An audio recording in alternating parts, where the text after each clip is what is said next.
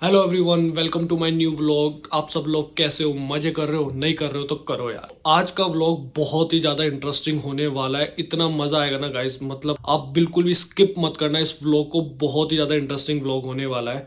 तो कल क्या हुआ कि पापा और हम सब लोग ऐसे ही बैठे थे, और वो नहीं होते अपने पेरेंट्स या ग्रैंड पेरेंट्स के पास पुराने किस्से होते हैं उनके ज़माने के, जो सुनने में बहुत ही ज़्यादा इंटरेस्टिंग लगते हैं। तो कल पापा ऐसे ही किस्सा हमसे शेयर कर रहे थे, जो था रियल हॉरर किस्सा, मतलब रियल भूत वगैरह का किस्सा जो हमारे दादाजी के साथ हुआ था।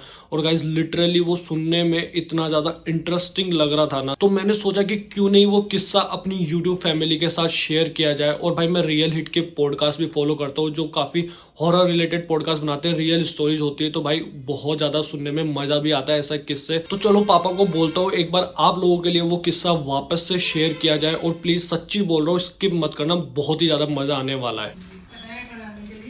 कटिंग कराने के लिए साथ में लेके पापा, तो मैं कल जाती साइकिल। मम्मी एक सेकंड। तो पापा कल आप एक हमसे किस्सा शेयर कर रहे थे ना, जो भूत का रिलेटेड था, हॉरर रिलेटेड, जो अपने दादाजी के साथ हुआ था।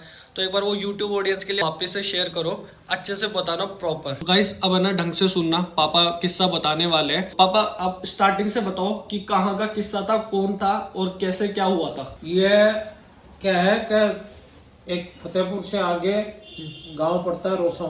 पापा भी वहीं रहते थे। तो बिरानिया पापा वहीं रहते थे? बिरानिया रोसवा थेतलिया ये गांव पड़ते थे।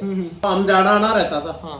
तो फतेहपुर से हमें ऑटो पे ही जाना पड़ता था, और कोई उस टाइम बसों का या रोड का कोई साधन नहीं था। या तो जैसे ऊँट लड्डे हो। एक बार क्या हुआ कि हम लोग नहीं गए और कोई काम था दादाजी को, तो दादाजी उधर से आ रहे थे। तो वो दादाजी को डर नहीं लगता था, हमेशा वो अपने पास एक तो तलवार रखते थे साथ में, और ऊँट पे आते थे और रात को चलते थे, वो शाम के टाइम। तो एक दिन रात को चले वहाँ से, तो रास्ते में कई गांव पड़ते छोटे छोटे। तो हाँ गांव में मतलब खेत में डाणी बंधी हुई थी। तो आए तो डाणी क्या होती है पापा? डाणी मतलब छोटा सा खेत में अपनी झोपड़ी ओपड़ी बना के 2-3 परिवार रहते हैं अच्छा, ऐसे। मतलब खेत में गाइस, खेत मतलब में रहते हैं। स्मॉल, मतलब एक छोटा सा घर बना लेते थे, जो खेत जो मेंटेन करते थे पहले के लोग। तो जो खेत में अपना रहने के लिए हिसाब से घर वर बना लेते थे, खेतों में ही बना लेते जैसे झोपड़ी टाइप हो गया, जैसे कच्ची थी पहले के जमाने में, इतने पक्के घर तो बनते नहीं थे। इधर आ रहे थे घर की तरफ। घर की तरफ। उनको क्या हुआ कि वो जैसे डाणिया, तो रात के टाइम में लाइटें तो होती नहीं थी गाँव में, तो कोई कहीं रोशनी मिल गई नहीं। तो ऊँटों को ऐसी स्थिति थी कि वो अपने आप ऊँट को छोड़ दो रात को और अपना आराम से बैठ जाओ। वो रास्ते ऊँट जानता था, तो ऊँट अपने आप चलता रहता था। तो उनमें क्या है, उनको चिलम पीने की आदत थी। खेत में कोई आदमी बैठे थे झोपड़ी बांधे हुए, अच्छा, और आग जला रखी थी। मतलब रोड से दिख रहे थे उनको? रोड से, वो रास्ते से दिख रहे थे, कच्चा रास्ता होता है खेतों में से। और जैसे ऊंट पे ही बैठे थे, ऊंट के पीछे वो लड्डा था कुछ? नहीं, ऊँट पे ही बैठे थे। ऊंट पे ही? हाँ। तो उन्होंने आवाज लगाई, अरे भाई जातरी तू आने देखो, आजा चिलम विलम पिला। तो वो बात होगी करीब 11-11:30 बजे की। मतलब पापा का कहने का मतलब कि रोड साइड कुछ लोग बैठे थे, मतलब पापा ने जैसे बताया कि ढानी होती है, झोपड़ी बनी हुई थी, तो ऐसे कुछ लोग वहाँ बैठे थे। मतलब दे वर यूज्ड टू, मतलब पहले के जो लोग होते हैं, चिलम जो हुक्का हुक्का आजकल चलते हैं, ये लोग पहले पीते थे। तो उन्होंने दादाजी को ऑफर किया कि भाई आ जाओ हमारे साथ आओ, और आप भी बैठ के पी लो, ऐसे है ना? हाँ। तो फिर दादाजी क्या है, ऊँट को तो वहीं छोड़ दिया, बांध दिया पेड़ के, और उतर के चले गए। और उनके साथ गए, जाके बैठे, और बैठ के है ना जो उनके साथ चिलम पीने लग गए।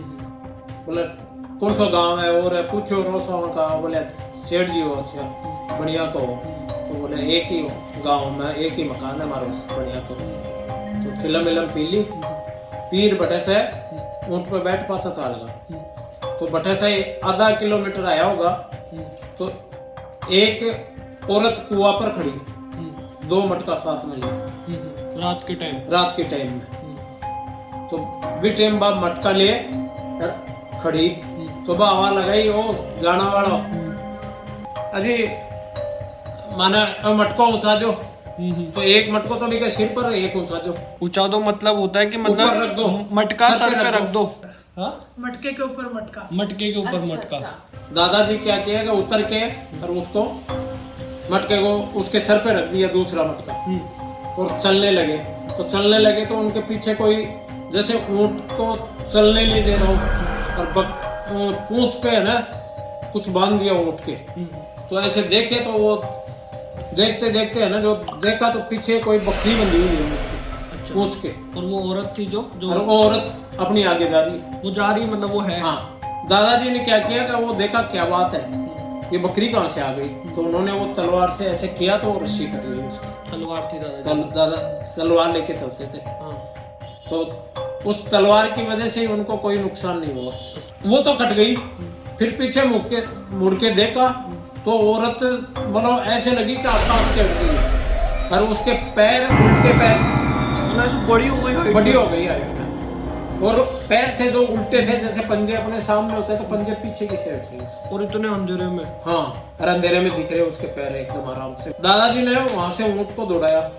तो अब डर गए। ऊँट चलने लग गया। हाँ, अच्छा। तो ऊँट को दौड़ाया एकदम तेजी से, आके रुके तो उनके इतना फीवर हो गया, मतलब उनसे उठा ही नहीं जा रहा, मतलब 104-5 डिग्री फीवर आ गया अगले दिन। अगले एकदम से। डर गए और डरे नहीं वो, लेकिन उनके फीवर आ गया। फिर वो जैसे ही वहां सबसे बातें करी तो वो बोले ऐसी बात हुई और हुई, जब बोला तेरे को कुछ न कुछ दिखाया। तो दादाजी ने रात भर वहां रुके, दूसरे दिन रुके, फिर वो वापस गए। तो जाके देखा तो उस जगह न तो वो कुआं था, अच्छा। और न वो झोपड़ी वो आदमी थे। खेत में कुछ भी नहीं था, वहां सपाट था एकदम। फिर आसपास के खेतों में लोग काम कर रहे थे।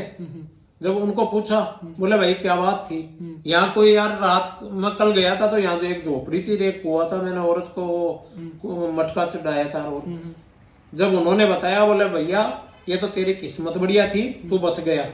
यहाँ इस खेत के आसपास यहाँ भूतों का डेरा है। तो ये लोग क्या है कि रात को आने जाने वाले को भ्रमित करते हैं। तो कईयों की तो हालत ही हो जाती है, वो खत्म ही हो जाता है। और कईयों की ये ऐसी चीज है कि जिसके पास उसका तेज ज्यादा हो, इनसे ज्यादा बड़ा हो, या इनके ग्रह ऊंचे हो, तो वो बच जाता है। तो तेरे साथ बहुत बढ़िया हुआ है।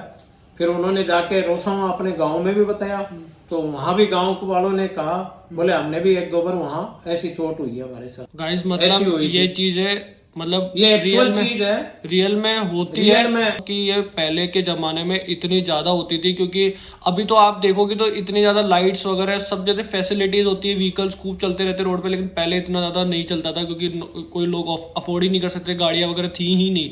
तो सब लोग यही बैल गाड़ी या ऊंट गाड़ी पे ट्रेवल करते थे और रात रात को चलते रहते थे, क्योंकि बहुत टाइम लगता था अपने घर आने में। बेसिकली जो इंसिडेंट हुआ मतलब दादाजी के साथ में, वो छलावा का था, छलावा था वो।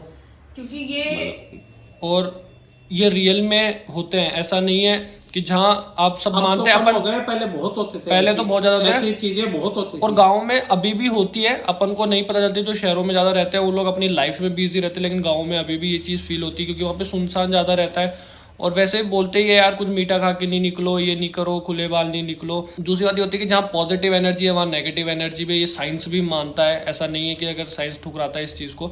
सब चीज़ें जो अपने नॉर्मल ह्यूमन बींग्स के कंट्रोल में नहीं है, वो सुपर नेचुरल थिंग्स होती है, वो सब रियल में होती है। पापा बोल रहे हैं कि पापा के पास और भी ऐसे इन्हीं चीज़ों से रिलेटेड किस्से, तो आप लोगों को बताते हैं आप कोई पापा का। एक बार मैं ना जब कोई फतेहपुर गया था शादी में, जिसके घर हम शादी में गए थे, वो रिश्तेदारी में थे कोई, तो उनकी शादी में गया था। तो उनके क्या हुआ कि जैसे ही हम पहुंचे तो उस धर्मशाला में, पहले धर्मशाला ही होती थी, ये रिसोर्ट्स वगैरह होटल वगैरह तो होती नहीं थी, बड़ी बड़ी धर्मशालाएं होती थी गाँव में। तो उन्हीं में बारात रुकाते थे। वहाँ जब जैसे ही रुके हम, तो एक जने ने जिनके बारात लेके गए थे, उन्होंने ही कहा, बोले भैया एक तो ऊपर कमरा है इस धर्मशाला में, उस कमरे को मत खोलना कोई भी, क्योंकि उसमें डर है थोड़ा, और एक ऊपर छत पे मत जाना कोई। तो वहाँ पहले क्या 2 दिन बारात रुकती थी, बारात जाती थी पुराने जमाने में, 2 दिन रुकती थी। वहाँ क्या हुआ कि